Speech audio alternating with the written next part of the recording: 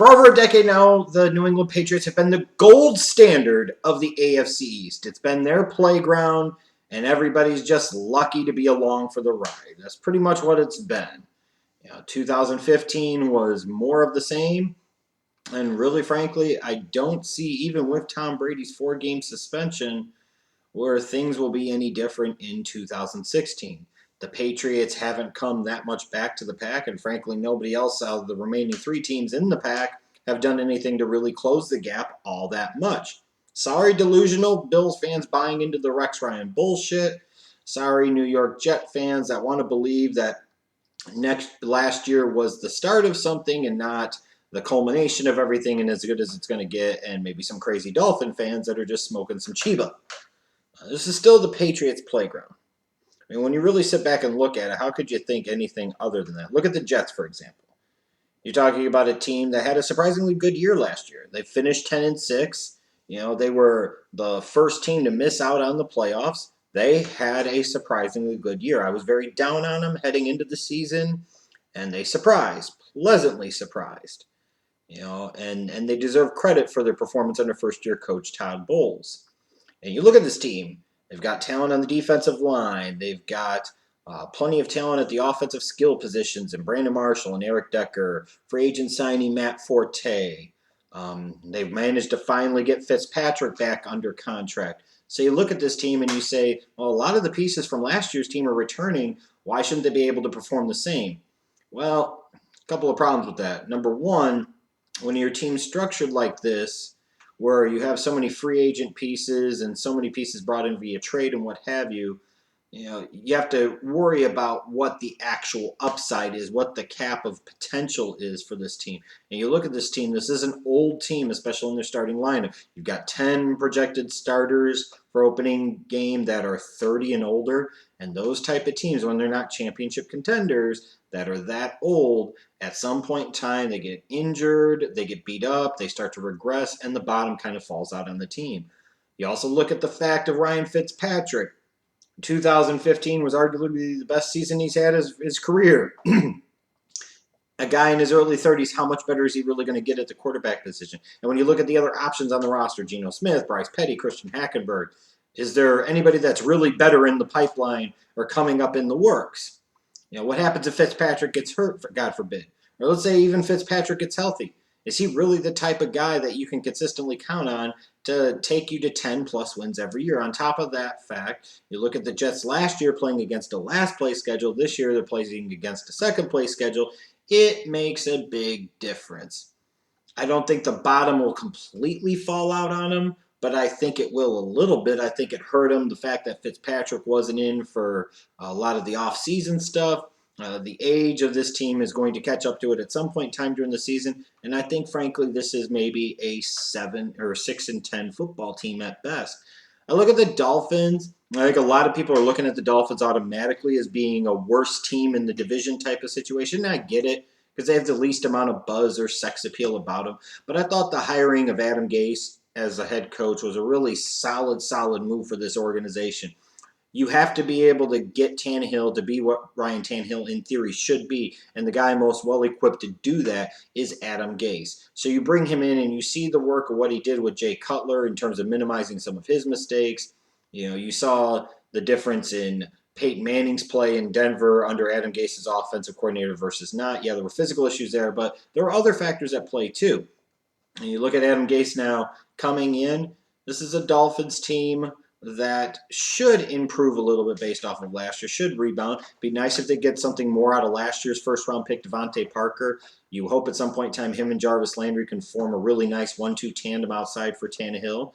We'll see what happens at the running back position with Arian Foster. Can he stay healthy for an entire season? Was it wise for them to let Lamar Miller walk via free agency to the Houston Texans? I think their offensive line is solid enough. They've invested a lot in it in recent years with free agent signings like Brandon Albert, first-round picks like Pouncey and Jawan James. You expect this offensive line to be able to open up holes in the running game, be able to protect the quarterback. Ultimately, this team and a lot of their performance in 2016 is going to come down to 2 guys. It's the 2 big money guys. On offense, it's about Ryan Tannehill. If he can improve, be more consistent, show more flashes of being a franchise guy, then this team could potentially finish second in this division.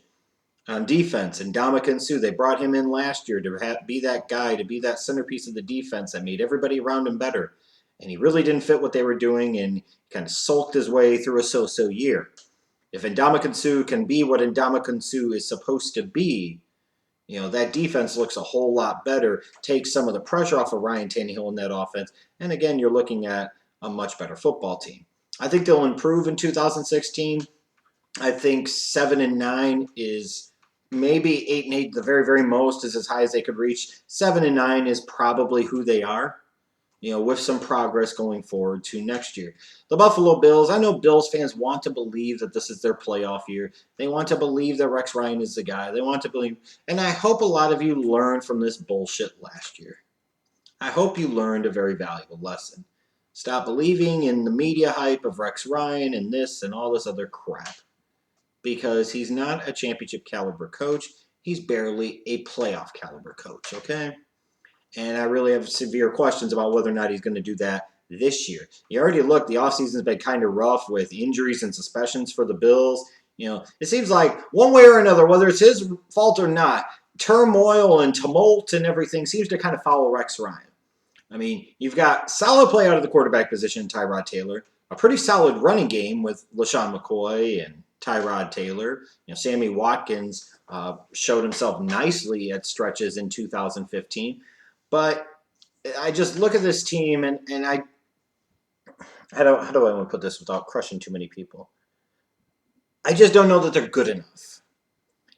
We'll see if Rex Ryan gets more out of this defense in 2016. Maybe he feels it was a positive to get Mario Williams out the freaking door, one of those addition by subtraction type of situations. But really, when you look at Rex Ryan, what makes you think he's the type of guy to lead you anywhere? This is a guy that does all types of stupid crap. He's about bringing attention on himself. And at the end of the day, he has an unhealthy, borderline homoerotic obsession with Tom Brady, Bill Belichick, and or the New England Patriots all together at once. Like, I literally think week 4, when they go to New England, if they beat Jimmy Garoppolo and Bill Belichick and the Patriots, that will be Rex Ryan's season. Because he's so obsessed with Bill Belichick. It's like Bill Belichick whipped out his cock from his hoodie, and it was half an inch bigger than Rex Ryan's. And Rex Ryan has this constant feeling of incompetence and a lack of ability to measure up to the man, the gold standard. I just don't get it with this dude. Get over it. Worry about yourself. Worry about your team. And when that time comes, you can sit there and bash on the New England Patriots, and you can take the throne from them. But if you really think the Buffalo Bills are going to take the throne from the New England Patriots this year, in my opinion, you're absolutely fucking crazy. Because even with the New England Patriots, the trading of Chandler Jones was somewhat puzzling to me, at least a little bit. You've got Tom Brady finally serving a 4-game suspension for Deflategate. You've got this going on and that going on. Gronk coming into the season not 100% healthy. You're looking at a team that's incredibly experienced, lots of championship experience, a belief in the system, a confidence in the system, a familiarity and continuity within this system. And even with all this being said, you still have Bill Belichick, the head coach, who a lot of times bails out Bill Belichick, the general manager. And after 4 games of the season, you're going to have Tom Brady back, arguably the greatest quarterback of all time.